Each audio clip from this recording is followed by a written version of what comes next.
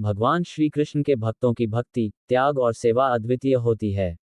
ऐसी ही एक कथा है राजा रंतिदेव की, जिन्होंने अपनी सेवा और दया भाव से भगवान को प्रसन्न किया।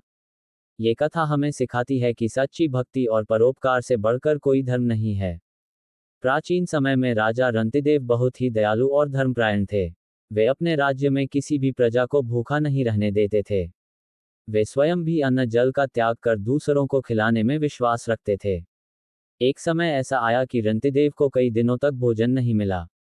वे 48 दिनों तक भूखे प्यासे रहे, लेकिन उन्होंने धैर्य नहीं छोड़ा और भगवान का स्मरण करते रहे। आखिरकार 49वें दिन उन्हें थोड़ा भोजन और पानी मिला। वे जैसे ही भोजन करने बैठे, तभी एक भूखा ब्राह्मण वहां आ गया। राजा ने संकोच किए बिना अपना भोजन उसे अर्पित कर दिया। अब जो भोजन बचा था, वह थोड़ा ही था।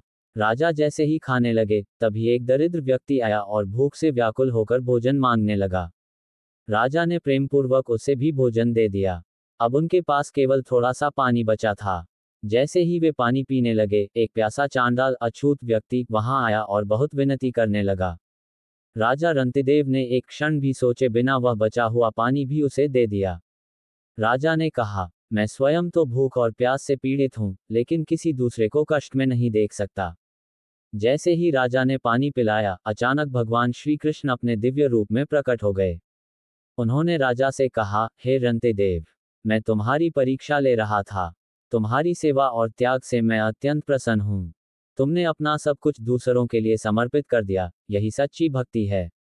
भगवान ने राजा को वरदान दिया कि वे सदैव समृद्ध और संतुष्ट रहेंगे। कथा से सीख मिलती है कि सच्ची भक्ति का अर्थ केवल पूजा पाठ नहीं, बल्कि जरूरतमंदों की सेवा भी है। त्याग और दया से भगवान प्रसन्न होते हैं। स्वार्थहीन प्रेम और सेवा से भगवान स्वयं प्रकट होते हैं। कभी भी परोपकार करने से पीछे नहीं हटना चाहिए, चाहे परिस्थिति कितनी भी कठिन क्यों न हो। राजा रंतिदेव की यह कथा हमें सिखाती है कि भक्ति का सच्चा स्वरूप निस्वार्थ सेवा और प्रेम है। भगवान श्री कृष्ण केवल प्रेम और त्याग के भूखे हैं, न कि सांसारिक पदार्थों के। हरे कृष्ण, राधे राधे। श्री